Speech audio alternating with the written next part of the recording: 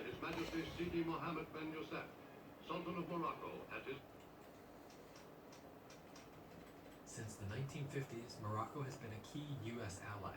In the early Cold War, Morocco's strategic location at the crossroads of Europe, Africa, and the Middle East made it vital to American military planning. The 1953 U.S. documentary, The March of Time, Our Stake in Troubled Morocco, warned that instability in the region could jeopardize American air bases crucial to deterring Soviet influence. At the time, Morocco was under the rule of Sultan Mohammed V, later crowned king, who, despite popular nationalist support, had limited leverage compared to superpowers like the U.S. or France. Documents from the U.S. National Archives and diplomatic cables from 1956 to 1960 indicate that U.S. officials viewed Morocco as a vital strategic asset, particularly due to its proximity to Soviet-aligned Algeria. Faced with Cold War pressure and internal instability, Mohammed V and later Hassan II had little room to resist.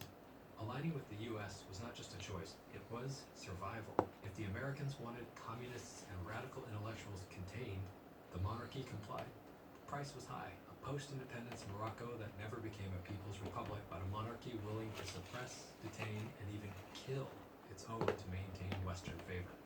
The footage from Our Stake in Troubled Morocco captures this chilling dynamic. Moroccan protesters brutalized in the streets, while Western cameras framed the repression as necessary order. By the late 1950s and early 60s, the U.S. had built major military bases, all used for intelligence gathering, logistics, and rapid deployment. The French treaty with Morocco requires France to protect the person of the Sultan, and even his personal guard is under French command. Thus, even when the Sultan leaves his palace to go to the mosque to pray, he is made aware of his dependence on French authority and military support. It is only when he reaches the walls of the mosque itself and passes through its gates that he can truly feel that he is the ruler of 9 million subjects. For here, no Frenchman follows him. Here there are only his own people, in their long white jalabas, and he is able to walk alone, to ponder his problems, in the sanctuary of his temple.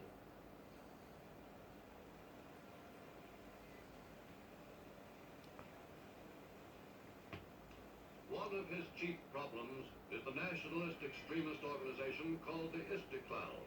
Istiqlal Party, which actually is a conservative and monarchist party now, emerged in the year 1937 during the anti-colonial struggle against French and Spanish imperial rule, making it the oldest active political party in Morocco.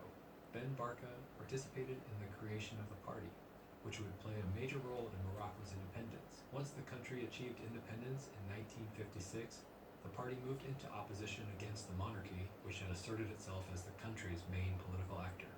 There was a movement within the Istiqlal Party to unite Muslims and Jews called Al-Wifaq, with prominent Jewish figures, together with the leftist National Union of Popular Forces, UNFP, which split from Istiqlal in 1959, and later the Socialist Union of Popular Forces.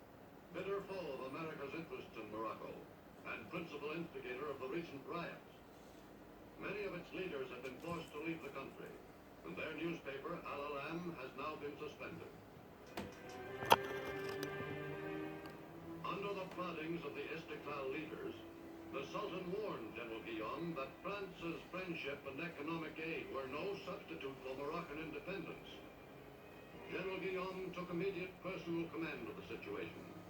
He ordered a roundup of all known communist and Istiqlal leaders, and hundreds of arrests were made.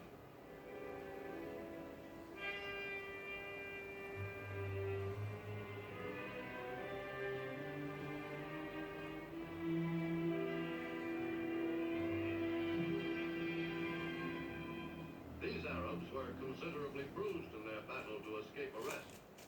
Troops patrol the streets of Casablanca, especially those leading from the native quarter of Bidelville, where the rioters had gathered their forces. The debate on the question of UN jurisdiction over the Moroccan problem coincided with the riots in Casablanca. France takes the position that its relations with Morocco are an internal matter, not subject to review.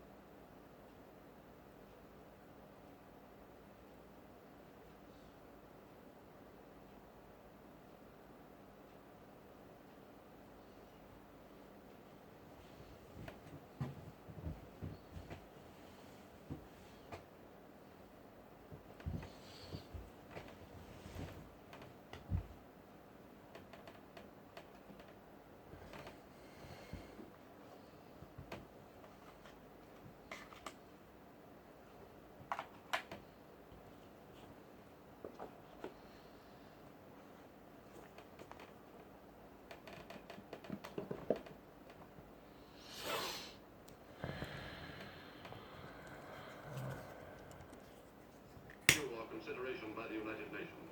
As members of the Middle East Arab bloc begin presenting their case against France, the chair of the French delegate is empty. The Egyptian delegate, Abdul Monem Mustafa, accuses France of merciless repression and brutal measures. Any solution in Morocco must conform with the Charter, give Morocco her liberty and independence, and make her one of the family of free nations.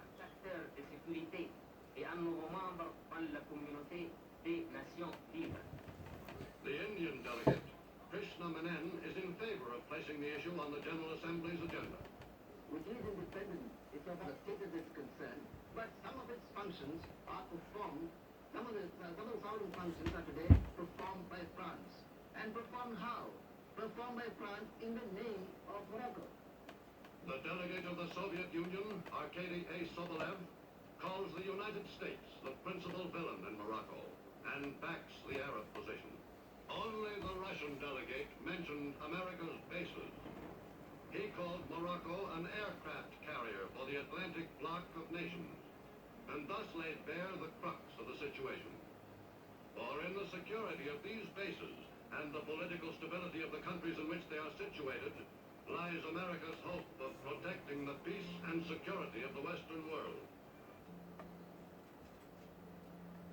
Declassified communications from the State Department and CIA confirmed that Hassan II was viewed as a dependable partner in regional stability, particularly against rising socialists. In return, Morocco received steady military aid, diplomatic backing, and training for its intelligence and security apparatus. This relationship deepened throughout the 1960s and 70s. Following the 1971 and 1972 coup attempts, CIA-backed support helped restructure Morocco's military intelligence. Cooperation expanded under Operation Gladio networks and Cold War contingency planning, and was later reinforced during the Western Sahara conflict, helped solidify Hassan II's grip on power. Declassified CIA memos reveal Hassan, who like his father, is heavily backed by the US, survived an attempted palace revolution. This quote appears in a 1972 CIA intelligence assessment titled Middle East and North Africa: Internal Stability and Prospects for U.S. Interests. According to The Intercept, The Washington Post, and academic works like The CIA in the Middle East by Hugh Wilford, the U.S. helped train Moroccan internal security forces throughout the 1960s and 70s, particularly the General Directorate for Territorial Surveillance, Morocco's internal intelligence agency. The CIA provided technical and strategic assistance to the DST to identify and neutralize leftist and nationalist opposition. Former CIA officials confirmed in interviews with journalist Stephen Gray, author of Ghost Plane, that Moroccan intelligence services were considered reliable Cold War partners, especially in controlling domestic dissent. The DST's operations included surveillance, detention, and interrogation, often of university students, labor organizers, and intellectuals, with methods that later echoed in the War on Terror rendition network. From 1975 to 1980, Morocco received tanks, aircraft, and logistical support under foreign military sales programs, with the U.S. tacitly backing the occupation in exchange for military access and intelligence cooperation. Morocco became a black site. A black site an intelligence cooperation, tacitly backing the occupation in exchange for military access and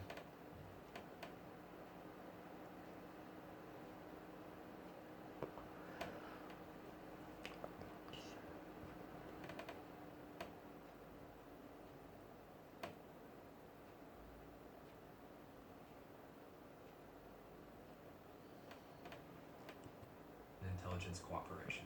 Morocco became a black site.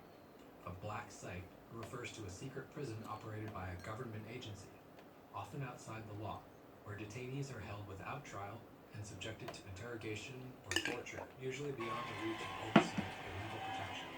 In Tamara, the CIA financed and operated a detention and interrogation site used by Moroccan intelligence, widely reported by human rights organizations to be a torture facility.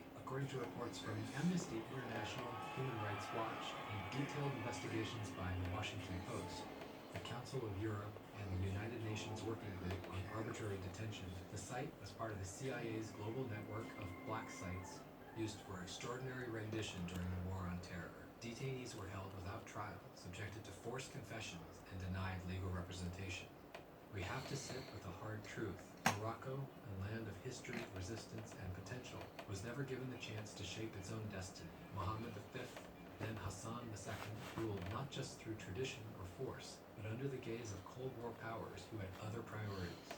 The United States didn't need democracy here. It needed stability, intelligence access, and a king who would never lean east. And so Morocco became a buffer state between Algeria and Europe, between revolution and empire, a monarchy that crushed those who dared to dream too freely.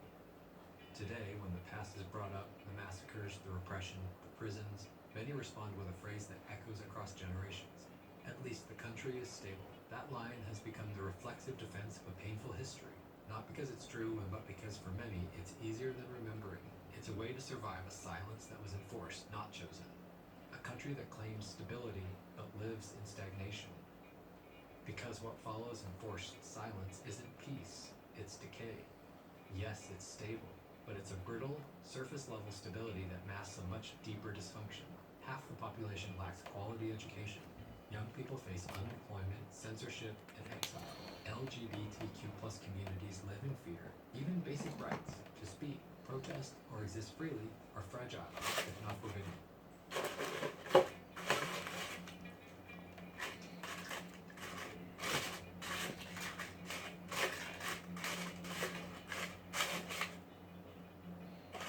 The monarchy first had to reshape things. Morocco needed to indoctrinate its own citizens.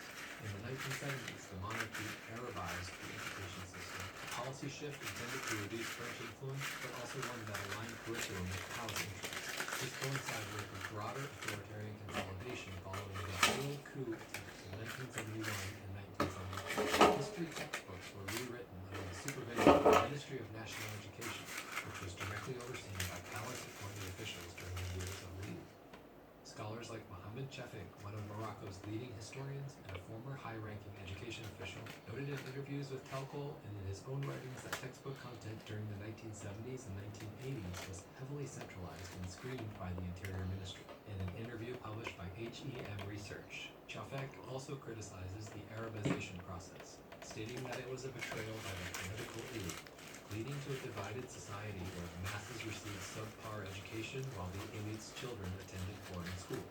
He likens this to creating a beta class, referencing Aldous Huxley's Brave New World, implying a deliberate strategy to suppress critical thought among the general population. Certain subjects deemed politically subversive were reduced or eliminated. Notably, the regime targeted the social sciences and philosophy departments, where critical thought was nurtured. In 1970, the Institute of Sociology in Rabat, run by prominent sociologist Abdelkabir Khatibi, was outright dissolved by royal decree. A decade later, in 1983, Education Minister Azzeddine Laraki, acting on instructions from Hassan II and guided by a committee that included scholars from Egypt's Al-Azhar, removed sociology from the high school curriculum and replaced it with Islamic thought. Philosophy offerings were also curtailed. This was part of what one scholar called Occasionally